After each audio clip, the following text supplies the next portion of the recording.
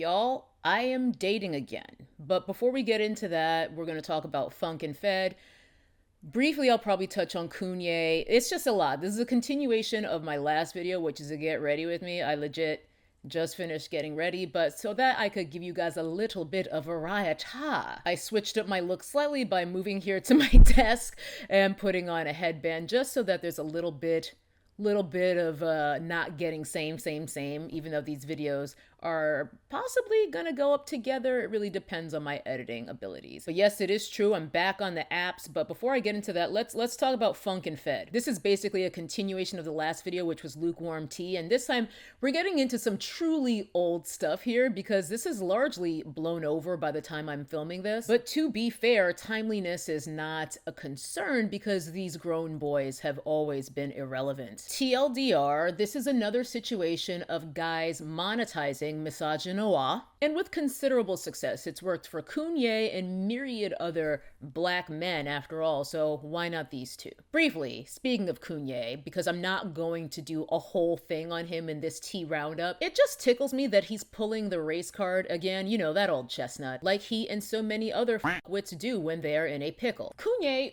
what you talking about black kids? Black kids come from two black parents. Remember? And when you get on, he leave your ass for a white girl, you the he. So you got the biracial children that you always wanted. Quit playing in our faces, it's boring. Then again, he'll probably calm his tits on this latest series of outbursts once his documentary comes out next month and the publicity cycle is over. Tired, late, we've seen this a million times from him. Back to fuck and stick. They have some kind of hogcast where I guess they bring women on to berate them, but their hostility really ramps up when the women are unambiguously black. I doubt that these two would ever even have a dark-skinned woman on their show. I honestly don't know. I can't say for certain because I refuse to give them even one of my clicks, so everything I know about them is based on clips that I've seen posted elsewhere. And more to the point, I would hope that no self-respecting black woman would ever get hoodwinked into even appearing on this podcast in the first place and blessing these two shit people with her presence. But a few weeks back, Funk and Fed were in some hot water. I guess some soundbite of their podcast was getting passed around where I think it was Fed, you know, the one who looks like Jafar. He said something like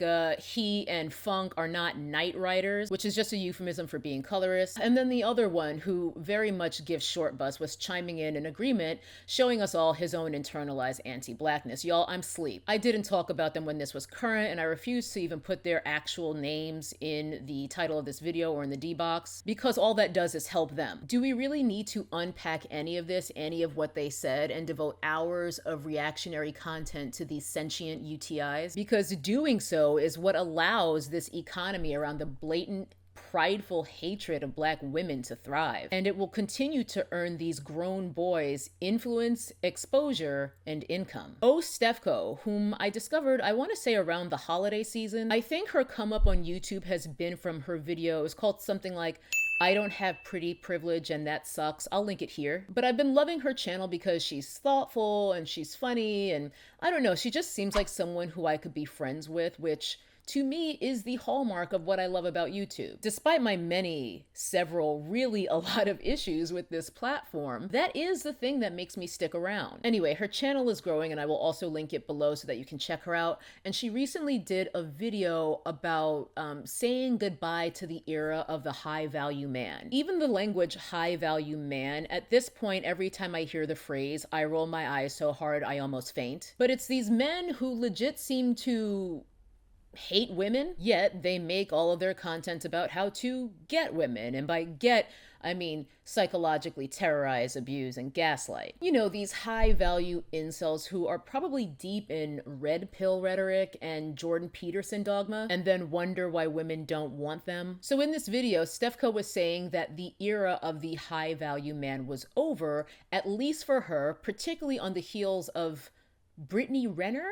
I don't know who the Renner lady is, to be perfectly honest, but she was on fucking Stick's Hogcast. Or actually, I think she was on someone else's Hogcast with them. I don't know, child. Long story short, this clip was also mixed in with that latest stint of fucking Stick going virulent. Saying that these two went virulent feels fitting because they are a disease. Now, the Renner lady, who would be considered fucking Fed's preference, although when it comes to Fed, we can't necessarily be sure about that. Anyway, Renner dragged them to their faces on air. And I remember in the clip I saw, Fed in particular was sitting there on some homina, homina, homina, homina. Unless it's a black woman, suddenly he doesn't have the same gift of gab to be openly hostile and misogynistic, I guess. Back to Stefco. After this moment of fuck and stick being humbled on that Hogcast episode, Stefco took it as encouragement that perhaps this era, this moment, this iteration of toxic masculinity might finally be on the decline. And even if it isn't writ large, she's deciding that it is so in her personal life. And I am fully with that. The notion of high value men whom I'm expected to chase because men should never pursue women, that never was, nor will it ever be something that I entertain in my life. And Stefco was saying all this while still being vulnerable enough to share her dream of children and romantic love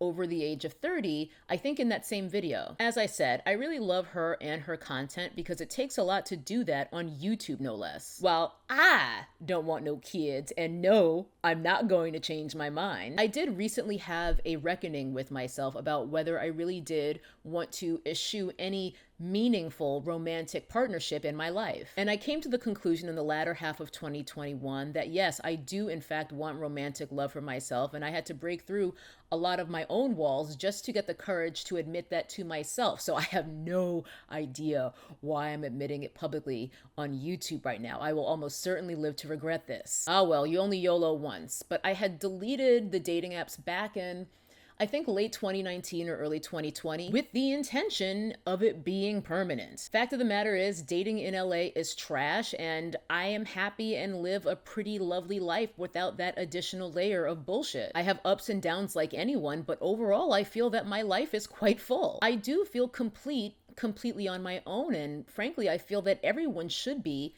before pursuing meaningful romantic partnership. I don't believe in going out to find someone else to complete you. That shit ain't healthy. Having said that, I did get honest with myself about wanting to find my mans, wanting to find my partner. In a lot of ways, just for the simple stuff, to have someone to make out with, watch a movie with, and then for bigger things because, you know, people love to hashtag protect black women all the time.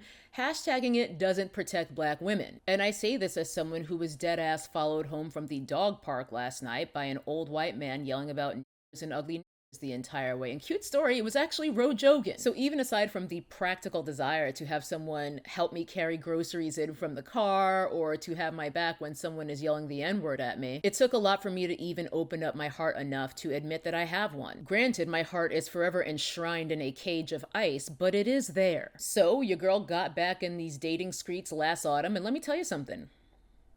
I hate it. Fuckery abounds. I already wasted 3 months of my life on a real piece of shit, which is extra frustrating because I knew what my gut was saying about him loud and clear from the jump.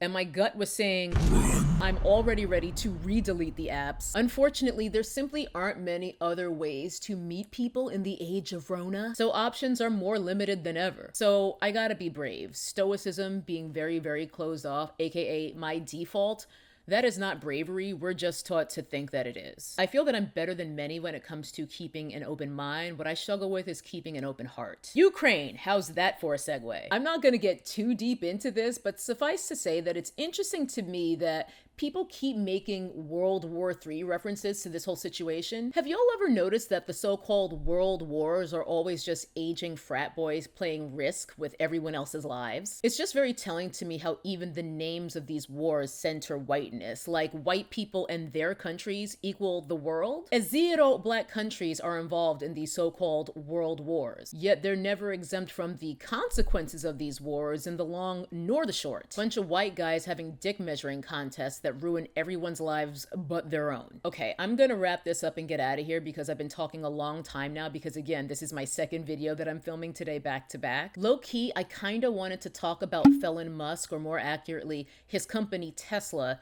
is being sued for discrimination against black employees. But it's kinda like talking about Kanye or Funkin' Fed. There's just too many dipshit fanboys out here defending Felon like he's their Tony Stark when in reality, he's Lex Luthor, and I can't fuck with y'all. Who has the time? But this is the video, or I should say now, these are the videos that my patrons wanted. And I crammed in as many hot takes on cold tea as I could. Oh, but while I have y'all here, one more thing. Those Charlotte Tilbury matte cream eyeshadows, Floppiana. I was so excited for those when I heard about them. Tilbury rarely misses, at least for me, and I love cream eyeshadows. I love them. I'm wearing cream eyeshadow right now. The one I have on right now, though, is by Danessa Myricks. Impeccable cream matte shadow formula. BT dub. Take notes, Char. Anyway, I have most of the shades of the Tilbury cream shadows in the original shimmer formula. So to have a matte option on the way had TT written all over it. But wow, the first impressions videos that I saw, bad, dry,